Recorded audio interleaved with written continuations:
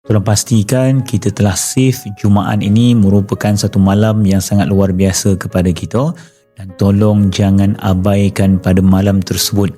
Saya bagi tahu awal-awal ni supaya kita semua bersedia, kerana malam itu merupakan malam yang sangat besar di sisi baginda Rasulullah sallallahu alaihi wasallam, iaitu malam Isra' dan juga Mi'raj. Baginda Rasulullah diuji dengan pelbagai bentuk ujian, tetapi pada tahun tersebut baginda Rasulullah diuji dengan ujian yang sangat besar, sehingga kan baginda Rasulullah menyatakan tahun ini merupakan tahun kesedihan. Tetapi rupa-rupanya Allah sedang menyiapkan satu hadiah yang sangat luar biasa buat baginda Rasulullah, dan hadiah itu tidak pernah diberikan kepada mana-mana manusia sekalipun, iaitu peristiwa Isra' dan juga Mi'raj.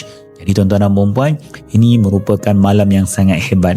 Jadi jangan kita tinggalkan malam tersebut, melainkan kita dapat bersolawat, kita dapat membaca ayat suci Al-Quran, kita mendengar kisah bagaimana baginda Rasulullah sallallahu alaihi wasallam menceritakan semula berkenaan tentang Isra' dan juga Mi'raj.